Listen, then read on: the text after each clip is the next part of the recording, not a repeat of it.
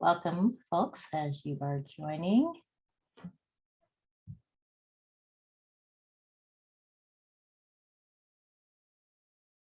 Okay, we'll let the folks, give folks a few minutes to join, and then we'll hear from our council members.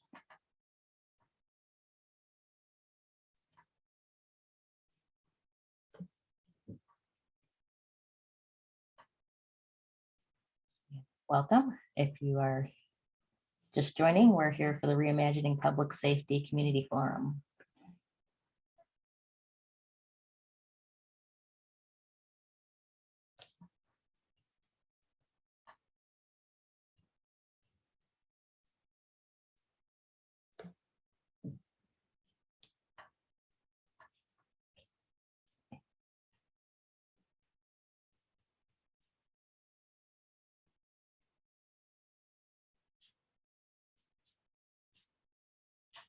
All right, I think we can go ahead and get started.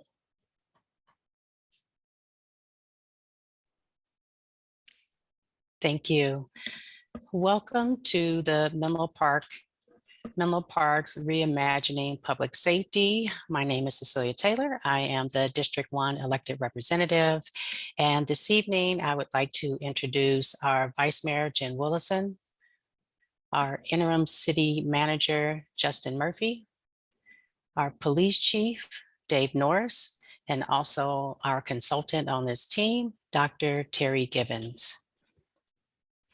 Welcome to this process. We are excited to be here this evening for this town hall. We began this process a few years ago to look at how we can actually address. Oh, I'm sorry, Cecilia. I didn't mean to, council member. I didn't mean to interrupt, but we need to do the Spanish interpretation announcement. Buenas tardes, solo queremos informarles a todos que esta reunión se está traduciendo al español. Ahorita en un momento cuando comience la función va a haber un icono de un globo y simplemente puede presionar ese icono y seleccionar español para poder escuchar una traducción simultánea e interpretación al español. Muchas gracias. So you can begin the interpretation function now. Thank you, Ms. Larios. We started this process, the five of us, Chief Norris, Dr. Gibbons, Vice Mayor Willison, and our interim city manager, Justin Murphy, and myself in fall of 2021. And we are excited to bring to you what we have learned from our community discussions. We developed an idea for a safe space meeting, and Ms. Larios, take it away. I'm sorry, I believe they're activating the interpretation function so that you won't have to pause for me. I'll just translate simultaneously, but yes. It looks like it's not on, so just a second. Okay. Un momento mientras activamos esta función. Yeah, I don't know that gave me that functionality. Sorry, let me double check. Oh, we just tested it before the meeting. I can't remember who turned it on. Was it Nicole? No. No. Wait. Okay. I usually have that function, but I do not right now. This is Nicole. I just hit start, so hopefully something happened. Yes, it did. Thank you. Okay, sorry everyone for technical difficulties. Thank you. And please, Councilmember Taylor, please go ahead. Thank you. And thank you all for your patience. So in fall of 2021, the subcommittee for Reimagining Public Safety developed the idea for a safe space meeting. Those meetings were conducted over a 2-month period. We also worked with the police chief to identify areas of concern.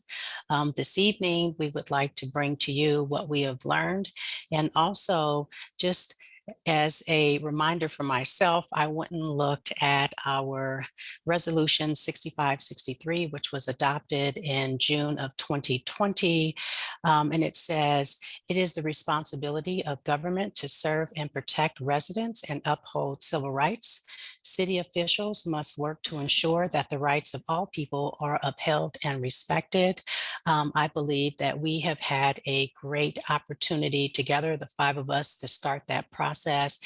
And it has been a wonderful learning experience for me, and also an opportunity to get to know our newest member of the team, which is Chief Norris. And I just want to thank everyone on the subcommittee for all the work that you've done, and for the Menlo Park City Council for supporting this process.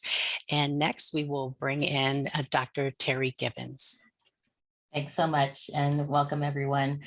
So I have been hosting these Reimagining Policing Community Forums in each district over the last few months, and you have access to the summary via the website. But just to give a quick idea about the process, we had a set of questions that we developed with the help of the committee, and for each district, we sent out invitations. We had people register to make sure that they were residents of the city of Menlo Park. And we also made sure that, it was just us.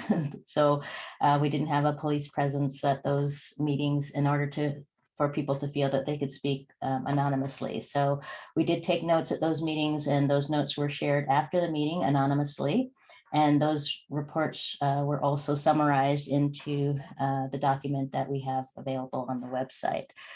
Some key topics that came up were related to things like traffic enforcement, communications, how to access the website, and around complaints as well as compliments, data, and specific police practices. And I want to emphasize, there was at each event, there was anywhere from 7 to 25 participants. That's obviously, not representative necessarily of the entire population. And of course, we're always welcoming for comments and commentary from anyone who wishes to do so.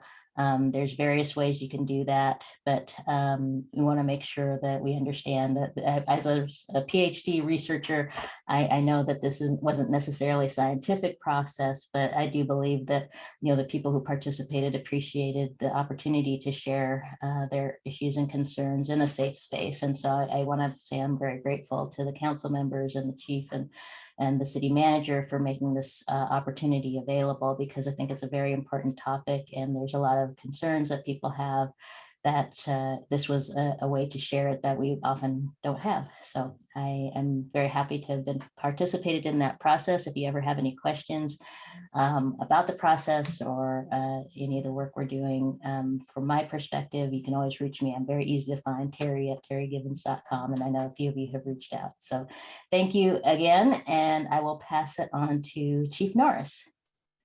Great. Thank you, Dr. Gibbons, and thank you to the rest of the subcommittee.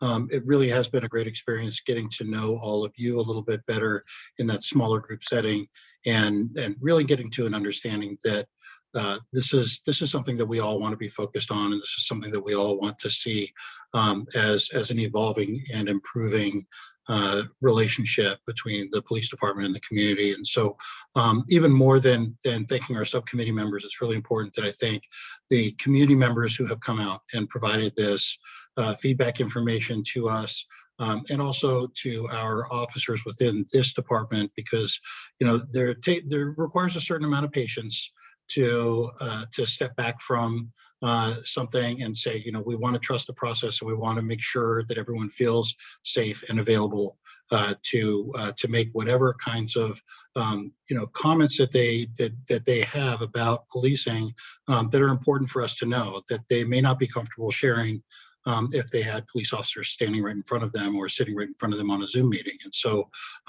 we really appreciate the patience of our personnel as well in allowing this process to continue to evolve. So I am going to share my screen in a moment here, and I have a presentation. It goes over some of the information that we have gleaned through this process, and also just walks you through a little bit of our next steps. So the format for this process tonight, for this program, you've seen some introductions by an introduction by Councilmember Taylor, as well as by Dr. Gibbons, and then you'll hear a little bit from Vice Mayor Wolson a little bit later on. We're going to review the format for this presentation tonight. There are a couple of important pieces to that. We'll do an overview of the feedback that was generated, and then we'll talk about, how we organized some of this information and what our next steps are going to be. So let's start with the format for today's meeting. So this is a webinar style format.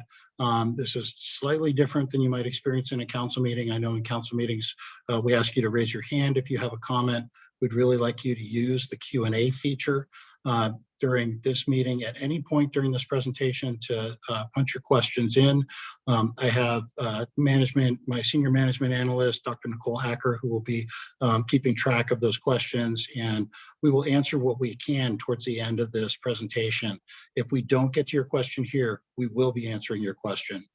That's going to be part of kind of our living document that we're going to get up onto the Reimagining Public Safety page, as well as a video of this presentation, so that we can continue to be mindful of this information as it comes in, not only the questions that were generated from these feedback sessions, but also from this meeting as well. So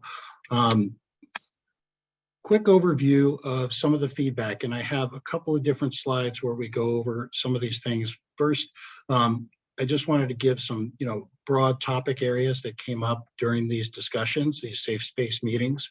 Some questions about budget and staffing and how we do that business. Questions about neighborhood watch, which has been a long-standing function in relationship between the police and the community. Lots of questions about open houses, ride-alongs, how we can get more interaction and engagement with our public. Questions about stop data, and the Racial Identity Profiling Act is going to really help us with the stop data that the community is curious about. We'll talk about that a little bit later on. The community was curious about the police advisory group that we previously had and what the new iteration will be. Quite a lot of questions about parking enforcement. As we know, we suppressed that during COVID, and there are some curiosity from the community about when that might be coming back. Emergency and disaster preparedness, there were a few questions about that. Mutual aid, interoperation between police departments, how the departments operate with each other across jurisdictions, as well as questions about, we've seen Menlo Park in other cities, and we've seen other cities in Menlo Park, and how does that work? A lot of questions surrounding that as well. Lots about body-worn cameras. And then there were some questions where it was just describing cameras. So I added in this topic area, which I know that we want to address as well, which is police access of other cameras like closed circuit TV, as well as license plate readers, and how that works. Always a lot of questions about crisis intervention, mental health training for police, and then some questions about code enforcement as well, which we know is a pretty big topic in this city. This is a really kind of, it's a bit of an intimidating slide. There's a lot of information on here, but I wanted to do the best we could to bunch together some of the questions and feedback that we got through these 5 different sessions. There were some common questions that were coming out of that, and so I wanted to put some of those together here.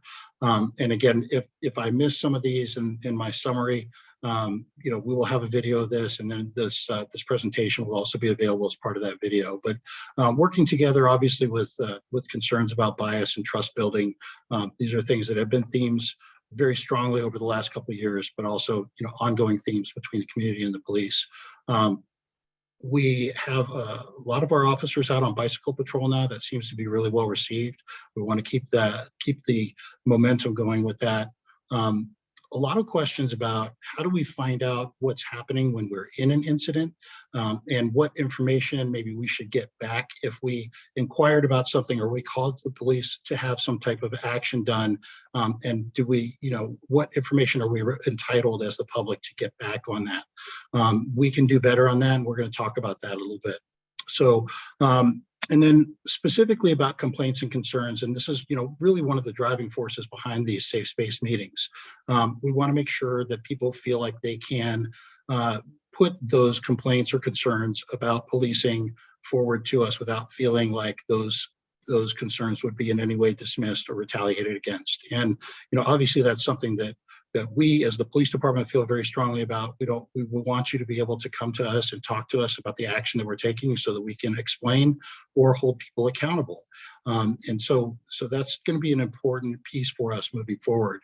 A lot of questions about traffic enforcement and what we're doing and what kind of information can we display about road safety, road hazards, primary collision factors for vehicle collisions, and as well as with pedestrians and bicycles. How can we make our crime information and our data more readable and digestible for the public? Some questions about the makeup of our department. How does the makeup of our department compare to the makeup of the community? Really important question, and we should be talking about that and illustrating that to you. Some questions that come up about how officers do their job. Sometimes the way we do our job as police, we don't think about what we're doing, but we also don't think about how it might look to the public. So questions about how police are parking their vehicles going to a call for service, or why do the police lock their car and leave it running while they're out on a call? Or there's a question. There were a couple of questions that had to do with the police SUVs, which there might be a logical explanation as to why we went from patrol cars to patrol SUVs, but unless we have that interaction with the public, we don't know that question exists. We also want to make sure that again, the compliment and complaint process is easier to use and is more accountable.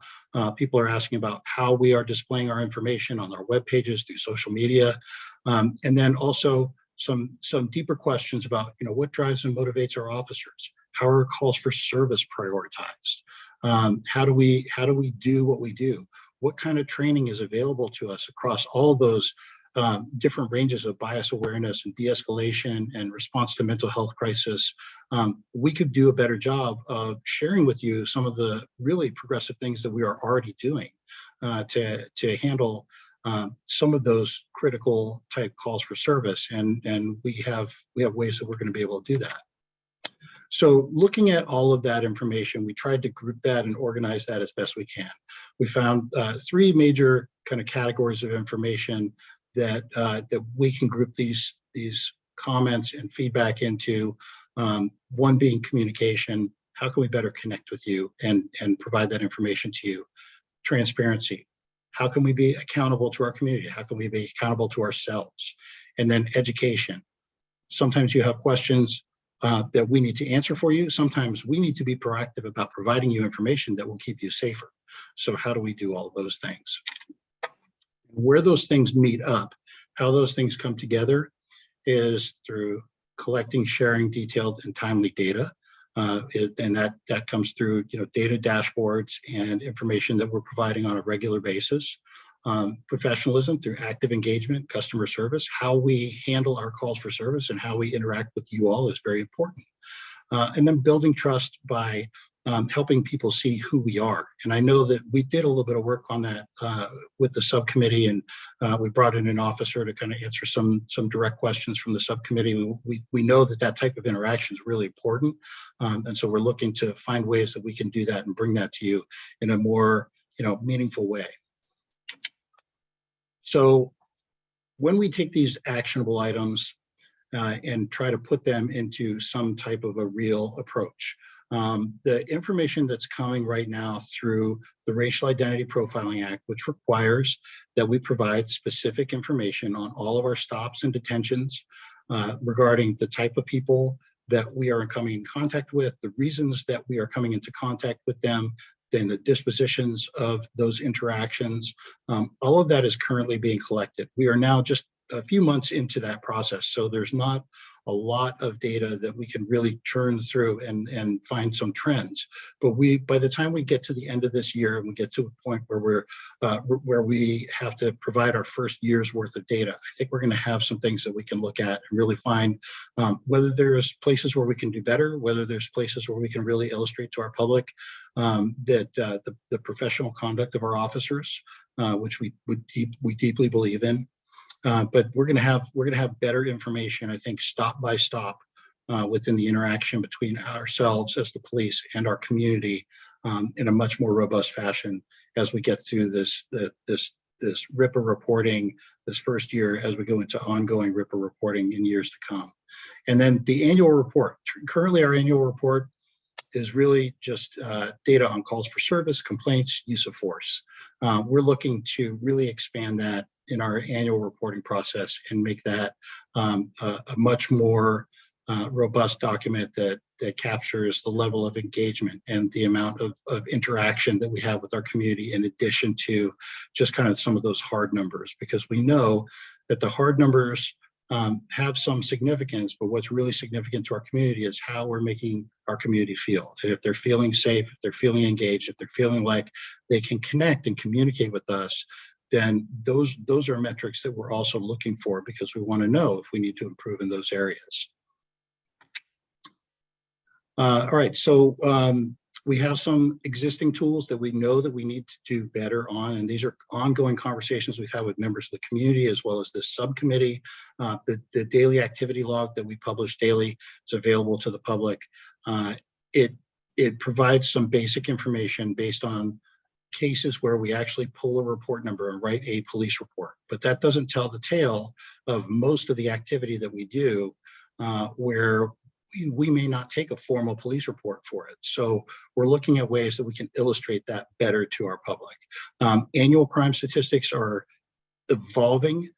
We've changed reporting requirements from what used to be kind of the FBI uniform crime reporting process to what's now being called the National Incident-Based Reporting System, or the California Incident-Based Reporting System. This is going to change how we illustrate our crime trends. And so we're looking forward to finding new ways to show that to our public.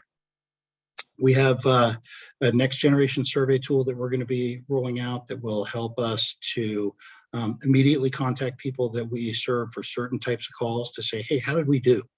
How did the dispatcher do on the call that you made to us? How did the officer do on the response? And to be able to build some better basis of information of how we're doing. Generally speaking, the contacts are very positive, and so that also helps us to provide some feedback to our officers that they're doing a good job, which they don't hear as much now as they maybe used to in previous years. So this will be a really helpful tool to us, and we'll also be able to illustrate some things to the community with it. Some of our longer term goals, real-time or near real-time public-facing dashboards that show what we're doing in certain types of activity. We're going to rely really on some good community feedback to tell us the things that we should be illustrating on that. Revised and expanded mechanisms for complaint submission. I know that has been an ongoing topic of discussion between the subcommittee, and something that we're really looking forward to finding a way to capture all of the people who need to get information back to us about how we're doing. And then looking at our transparency portal, currently our data transparency portal, and making that easier to read, more searchable, really important. Another piece that we've been talking about all along is doing this backstage pass, creating some transparency presentations, formal presentations that tell you a little bit about how we do business, right? So we imagine that there are kind of 3 primary presentations that we're going to do. We also see that is probably going to generate some additional sessions and additional opportunities to help connect and educate our public on what we do. But broadly, a department overview that talks about the organizational structure and the budget. We're gonna do one on operational strategies, how we do what we do. So that first one will say, what kind of organization we have, what type of units we have within the police department. And then the second presentation will be how those units do what they do to get the job done, to make our community feel safe, to fight crime, and to establish good relationships with our community. And then the third one would be kind of looking at that whole lifetime experience of a police officer, from the time that they knock on the door and say, hey, I'd like to be a police officer for the city of Menlo Park, to the time that they get through their recruiting and background process into the police academy, what kind of training is involved in that. And then once they're trained and on the street, what does that continuous professional training look like? How do we establish policy and ensure that our personnel operate within that policy? And then how does that complaint process work? What goes from a complaint to an internal affairs investigation? How does something like that get to a point of discipline? And when is that appropriate? We'll talk about that, as well as, you know, what our officers do to really, you know, elevate themselves and put themselves in a position where, you know, we're operating at that leadership at every level that we like to see out of all of our personnel through promotions and awards and recognitions. The other piece to that is community police academies, which we used to call citizen police academies, and we now call community academies, that we were able to do in real life, as they say, prior to COVID, and we have, you know, set those back during the last couple of years while we've been working our way through this pandemic. So we're excited about bringing that back, as well as the department open house events, which were always well received and giving us an opportunity to connect in person with our public. We will have expanded use of social media. One of the reasons that we're asking for additional personnel is to help us to expand that social media world that provides information out to the public, and then providing some additional clarity on what we have and how we use it. You know, that came up a little bit as we, you know, got through this military equipment use policy that we talked about a month or so ago. That we know that, you know, we use certain equipment that the community is really curious about. So being able to really provide information on that. Body-worn cameras, it's important for our public to know. There were a lot of questions about, do the police use body-worn cameras? Menlo Park PD was actually an early adopter in body-worn cameras. We've been using body-worn cameras since 2014. We look forward to providing some more information to our public about that. Creating opportunities for dialogue and just for engaging and meeting with our public. Coffee with a Cop is a really obvious, easy one, as well as National Night Out, a really easy way to illustrate opportunities to connect with the public. But we're looking for any and all opportunities. And as a matter of fact, there were 2 or 3 emails that we had come in today about opportunities for community engagement. Can we send the bicycle team out to go, you know, scoop some ice cream for kids or do something else that's really fun and engaging?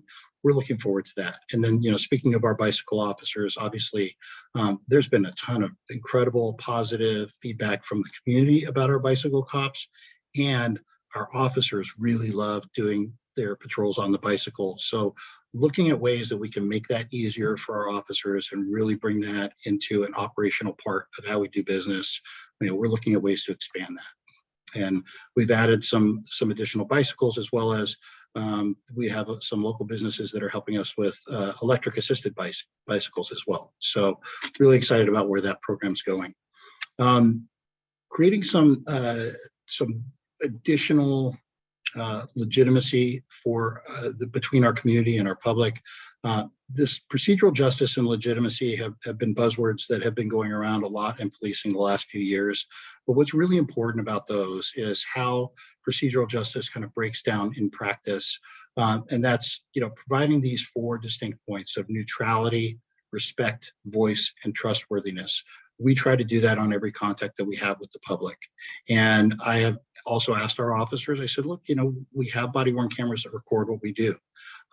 How can you make it obvious on this recording that you are meeting all of these elements of a procedural justice kind of format for a contact? And, you know, challenge yourself to do things that will really provide great examples to the public of how we illustrate that. This is simply just, it's being fair to the people that we're come in contact with, making sure that there's a human mutual respect involved, being an active listener, and that can really actually elevate an officer's safety level in a contact if they're really truly listening to what the other person is saying. And then that trustworthiness, which is kind of, you know, that's what comes from being honest and forthright on a contact with a person, and really letting them know that we're not trying to hide anything. We're not trying to be sneaky about it. We're just trying to get a job done here, but establishing that trust between ourselves and the person we're in contact with. And then finally, the Police and Community Advisory Roundtable. This is, the kind of the next iteration or the next piece of this Reimagining Public Safety initiative. Now that we've gathered this information and this feedback, and we're starting to strategize on how we're going to move this forward, we really need to create this roundtable group comprised of what used to be kind of our community advisory group. So, taking a cross section of the city population, people who have an interest in participating and providing us with good feedback and reflection. But we also have officers within our organization that said, we really want to be part of that roundtable. We want to be part of that discussion group. So creating a roundtable aspect out of that, where we have officers and members of the public talking together about questions that are out there about policing, about what the future looks like, about how we could do things in a way that informs our public and gets them ready for what's coming, as well as really looking at some of those future-facing initiatives and how we might be able to engage that in a way that satisfies our officers as well as our public. That has to be an interactive process, and that's really our next logical step. I know I went through that really fast, because I'm now at my final slide. I did not expect to be through this as quickly as I did, but that gives us some good time now for some Q&A. I know that I have a couple of our command staff members that are going to be available to help us with that, as well as myself. But before we get to that, just again, the Q&A feature is where we would love to see some of these questions. And Dr. Nicole Acker, our management analyst, will be, curating those questions and putting them together for us. We know that there may be folks that will have questions beyond just this meeting, and we want to make sure that if you are, if you're looking at this afterwards, or if you think of questions later on, that we still have a place to send those questions. And so the easy place would be policechief@menlopark.org. That is kind of a generic mailbox that's kept for my office, but I can send those questions on to folks that can answer probably better than I can from a practical perspective of what we're doing. So if you have questions, please put them in the Q&A. If you have additional comments or questions that you think maybe we should take offline, please use that policechief@menlopark.org, and we will get through the questions that we can get through tonight. But we also know that if we get to that 7 o'clock point where we're coming up against the end of our hour, we will get those questions answered, and we'll put them in a place where you all can get access to them. So with that, I'm going to stop sharing screen and bring it back to Dr. Nicole Acker for questions. Good evening, Chief Norris. So we have a couple of questions. So we'll start off with the first one, and it's during the school year, especially the fall semester, there were several traffic close calls in which children on foot or on bicycles were almost hit. Will traffic enforcement be brought back as a dedicated team? So the short answer to that is yes, but I do have Commander Moffett on board here, and I know that Commander Moffett, overseeing our traffic team, can give you a better, more affirmative answer to that. But I will say, just kind of historically over the last few months, we suffered a few staffing issues where we had to pull that traffic unit back. We didn't like having to do that. When I came in last year in April, I said that I would try to dedicate us to getting a traffic unit stood back up by July. We were able to do that, but we weren't able to fully sustain it. But really grateful that the council is supportive to the idea of backing that now with some additional hires, so that we can make sure that we have the staffing to keep that going. But I'll let Commander Moffett talk a little bit about our traffic team's approach and what we're going to be doing. Good evening, Commander TJ Moffett. So currently our traffic unit consists of a sergeant, a full-time officer, and then additionally another full-time officer was just selected from our patrol team to be joining our traffic unit. So with our current allocations, we'll be staffed with 3 sworn positions within our traffic unit. I think there's an eagerness from everyone to see that continue to grow.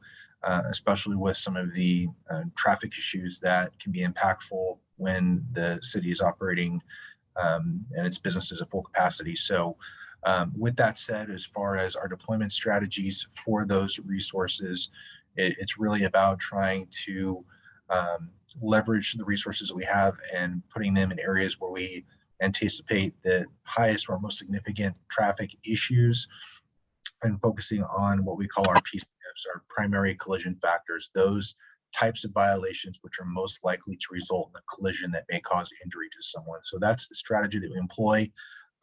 We've been lucky to have traffic officers that have been extremely flexible and have pivoted on a dime when we needed them to. And when we've had, unfortunately, tragedies like it recently happened in Texas, those officers in the traffic unit were refocused to provide a visible presence around the school. So they are kind of our Swiss Army knife. And but that being said, we're looking to really continue to utilize them and expand upon that unit to provide additional safety for both our motorists and our pedestrians. Yeah, and I'll add one more thing to that, and this is something that is kind of an unanticipated benefit of the bicycle team that we've been putting out on the street. The bicycle unit has actually been very effective with bicycle safety stops, finding areas where we have a large group of bicyclists going through in a particular time and place, and really doing a ton of education. And it's just a really different look, right? So to have a bicycle, stop a bicycle and have a conversation about bicycle safety, I think it's got a really high level of appreciation from the community. And we expect to continue to do that as well. And one last thing, sorry, Chief, that actually sparked another thing that I wanted to share. We've recently acquired a number of bicycle helmets. It's something we've done in the past, and they're actually placed now in all officer patrol vehicles, so that if we identify youth that are riding a bicycle, don't have access to a helmet, we're providing those to them free of charge, just to try and create as safe environment as possible. Great. All right, thanks, Nicole. Okay, we have a stop data question. Will the Menlo Park Police Department include Ripa stop data in the annual report? And how will the information in the annual report be disseminated on website, mailer to all residents, etc.? So I'll give you a short view on this, and then I might ask Tracy Weber to help us as well with how we put that information together. But part of the responsibility with collecting this data is being able to report this data back. So we absolutely will be collecting it and putting it in some type of a format that will be easy for our public to hopefully be able to filter through and get the answers that they're looking for.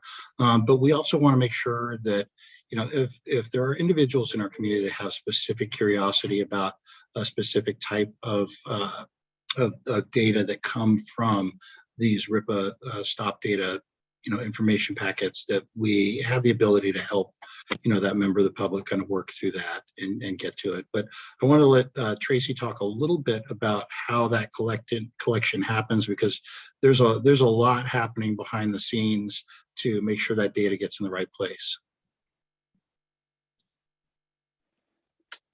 So first I'm going to preface it with is back last year when most of the San Mateo County agencies were going to have to go live per the state mandate, they set out some guidelines of what they wanted to see quarterly in their reports from each and every police department. And those, of course, those reports will always be public.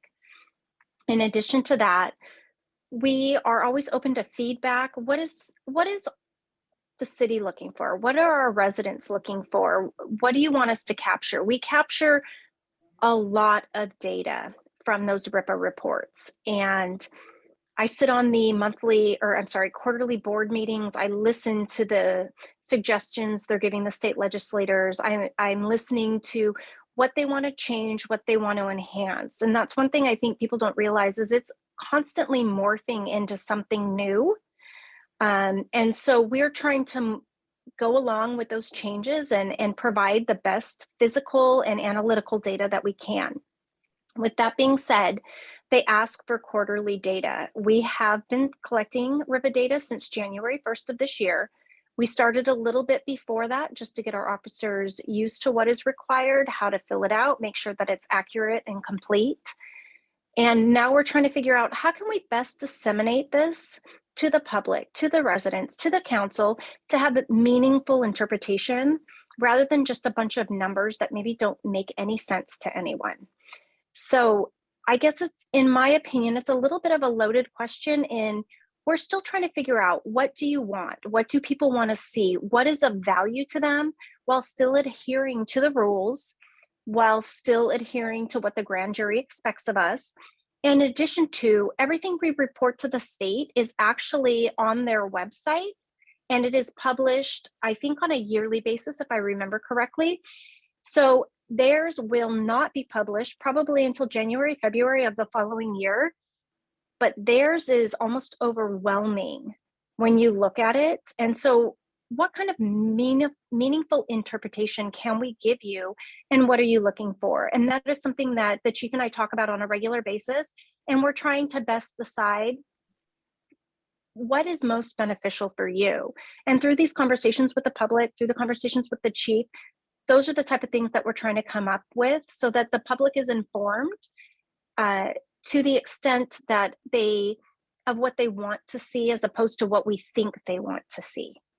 Right. And actually, when we talk about that, putting together that roundtable group of community stakeholders and police officers, this is a perfect example of how we can utilize a forum like that to say, help us, if you're Joe or Jane citizen and you are looking at this data, what are you looking for? What is of most interest to you?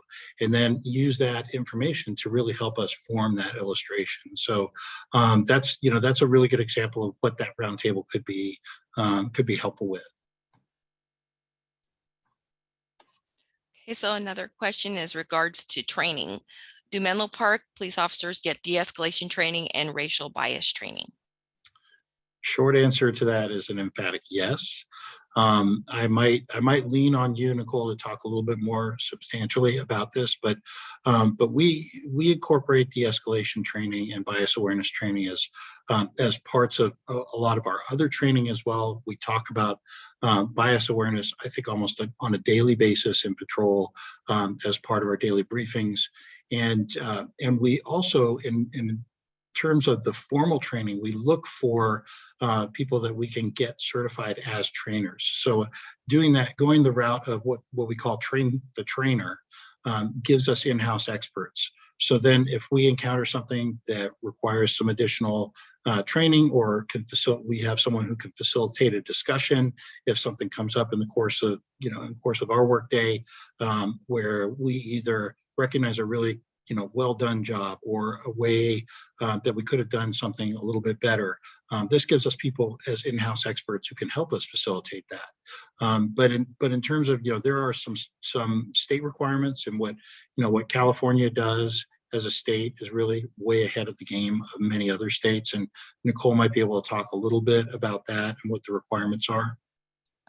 So yes, with the new legislation, especially with the use of force legislation, there is a de-escalation component. So we do have our in-house trainers, instructors, who are what we call peace officers and standards and training certified. So it's through California State.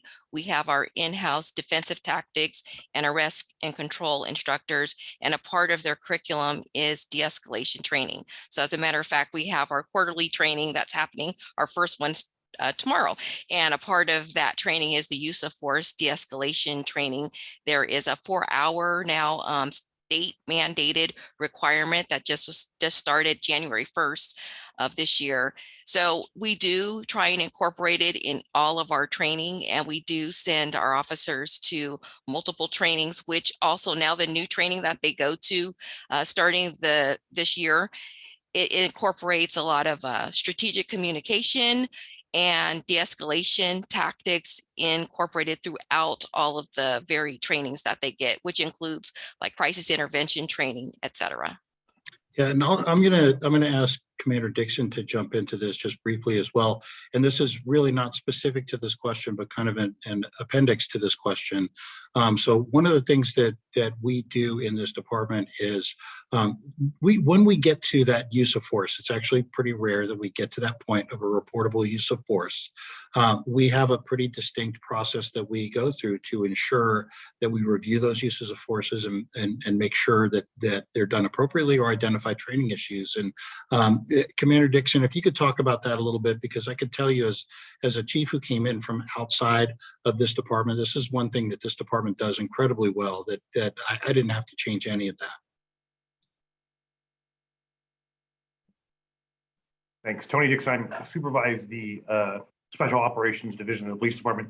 We have a very robust review process when it comes to uses of force, starting from the line level. The initial supervisor who responds to the scene makes an assessment and then subsequently writes a report that he submits to the command staff for questions on, going over what policy issues were based upon the circumstances.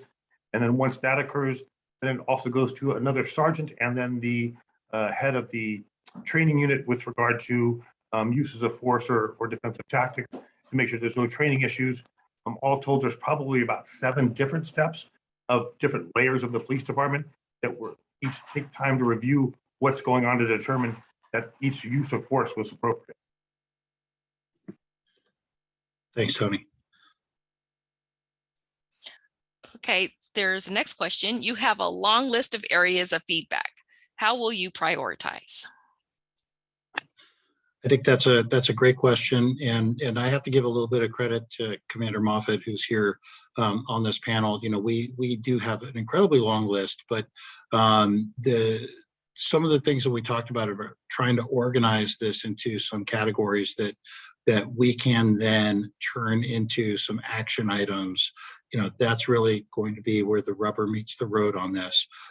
There are kind of 3 different things that we're looking at. The first is there are a lot of questions about things that we are currently doing that whether it's whether it's something that our department is not illustrated appropriately to the public, or the public hasn't found it on our website or in the information that we're already providing, where we need to just make sure that it's clear that there are some things that the public has questions about that we already have some answers, and we're going to make sure that it's clear and we provide those answers in a way that's meaningful.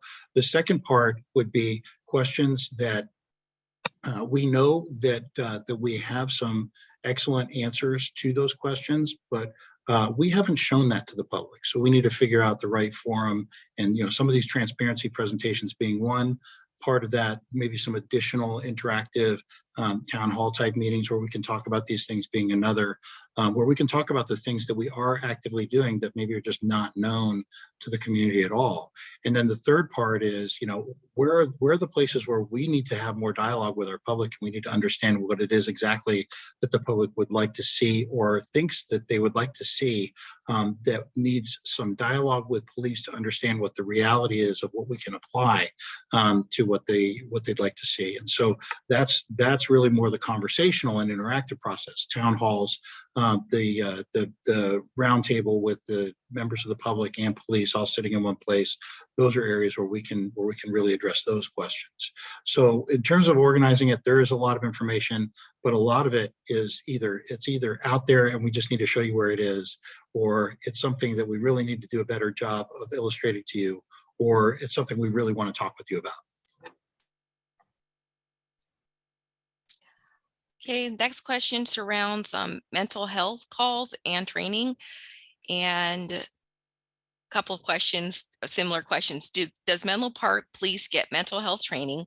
Is there a mobile mental health crisis unit set up? And is there a mental health crisis team who helps? For example, like in Eugene, Oregon, or Berkeley, California? Right. So I want to talk first about what we're doing within this county, kind of in the direction of innovative ways to address mental health crises. But then I'm also going to want to have, I think our 2 commanders maybe ring in a little bit on kind of what we practically bring to the table already. So right now, countywide, there is a pilot test program that's going on with the 3 or 4 largest cities on the peninsula. So Daly City, South San Francisco, San Mateo, and Redwood City. They all have embedded mental health clinicians within their organization who are certified mental health clinicians. It's actually a partnership with Star Vista. For some of you out there will know that Star Vista is, behavioral health and recovery services as a nonprofit within this county, very successful. Those mental health clinicians have their own radio, their own vehicle. They can respond to calls where there is some type of mental health crisis. If there is no safety element that needs to be handled by police at the scene, those clinicians can take those scenes over and provide a level of service that's very different than a contact with police. If there's a safety issue there, obviously the police will need to make sure that that situation is rendered safe, and then that mental health clinician can step in. They've been very successful, but but that job is half done, because one of the things that we need to do is make sure that we're collecting good data and understanding what's going on with some of those situations. So the pilot program is partnered with the Gardner Center out of Stanford to collect data and understand how we're handling these incidents and how we might handle them better with these mental health clinicians on board. Part of the job of smaller cities like ours is to help contribute data when we don't have that embedded mental health clinician, so that the Gardner Center can see that as a control and understand, from an evidence-based perspective, what's working and what's not, and where that work needs to go. For smaller jurisdictions like ours, I think we need to really look at that as a potential shared resource. And so we're looking at some possibilities on that. And I don't want to give too much away, because we're really in the very early discussion stages of that. But we're looking at ways that we can bring that type of element here into Menlo Park. What we do have already is there is already a psychological emergency response team that the county has stood up that's in partnership with our local ambulance resource and a resource we call SMART that is also a mental health crisis resource team. Those are available countywide, so they're not always available in the individual jurisdictions, but we make use of those when we can. In terms of how our officers get that training coming in, I'd like to, Tony, if you're available, do you want to talk a little bit about CIT and what we do with crisis intervention training throughout the county? Because I think the program in this county is really excellent. Sure, Chief. So in the basic police academy, all police officers get a certain level of specific training with regard to dealing with mental health crises or people with mental health issues.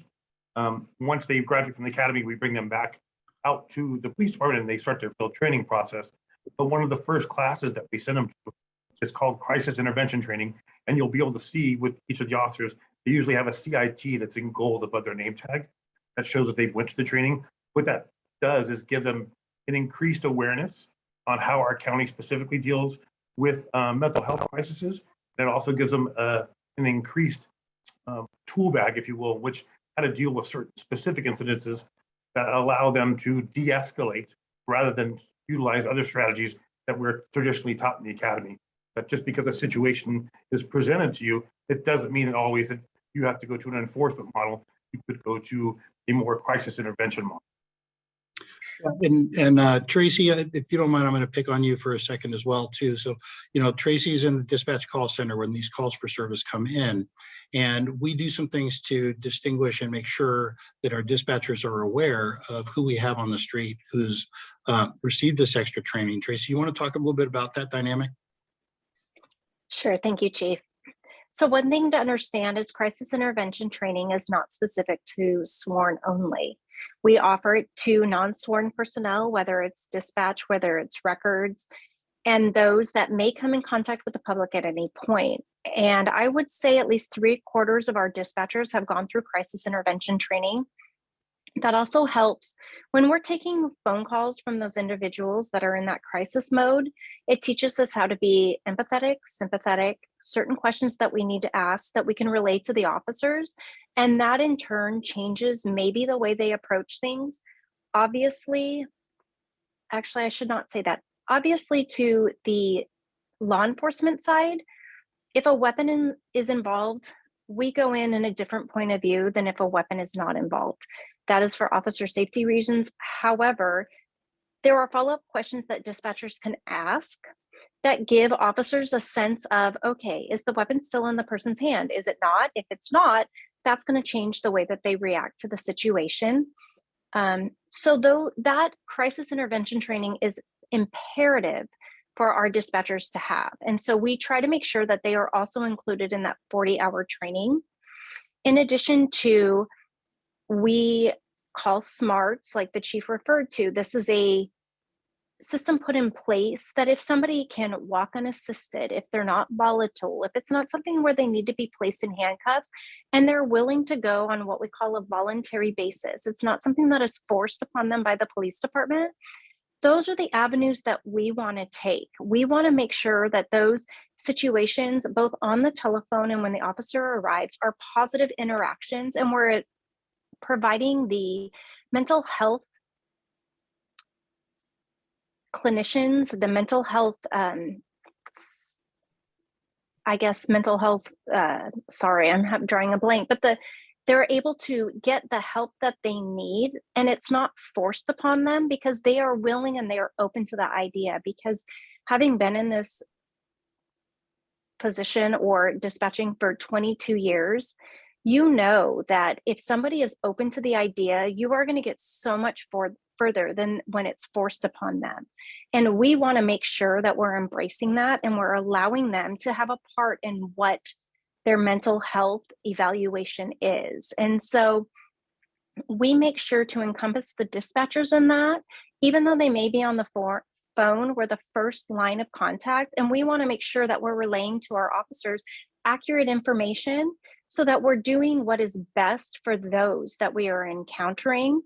And whether it's them going on a voluntary, where it's unfortunately us being forced because maybe there's others in the household that are in danger because of them, we want to make sure that the whole situation is handled in the best result for everybody. And honestly, it starts with a phone call, and that's where dispatch gets involved. Great. Thanks, Tracy. Nicole, I know we're running up against our hard stop here. We're pretty close to it, so I'm going to leave it to you to just give an overview of what we're going to do on the back end with I know there are several questions remaining, and we will get to those questions, but we may not be able to do it right here during this time and space, but we will get those answers back to you all. And then I'll give it to Nicole to just give a quick summary of how we're going to do that and hand it over to Vice Mayor Wallison to wrap us up.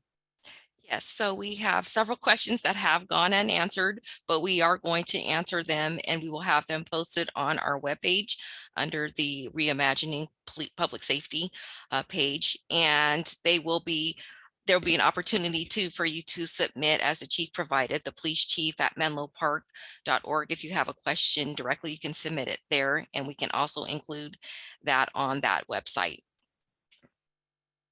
Great. All right, Vice Mayor Wallison, can you take us out? Absolutely, and thank you, Chief Norris.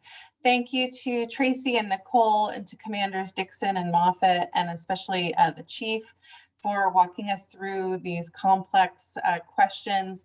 Thank you for all of you who took an hour out of your busy lives to come learn more about what we're hearing in the community and what we're going to go forward and work on from here. This is really a beginning.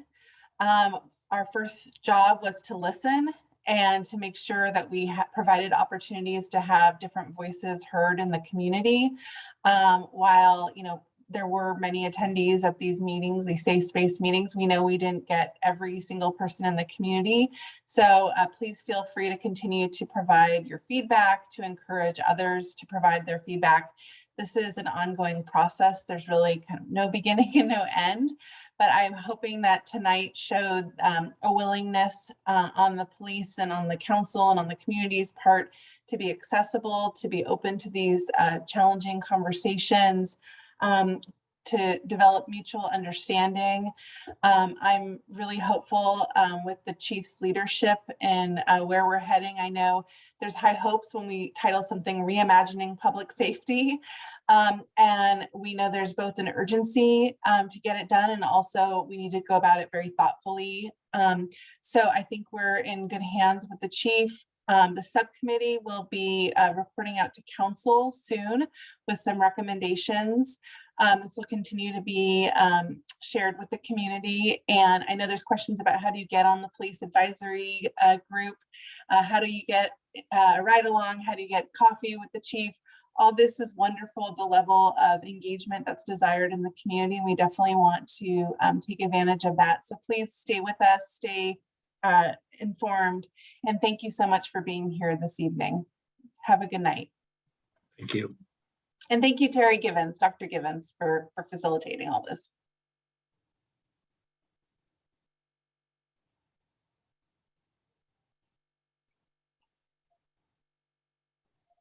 Night.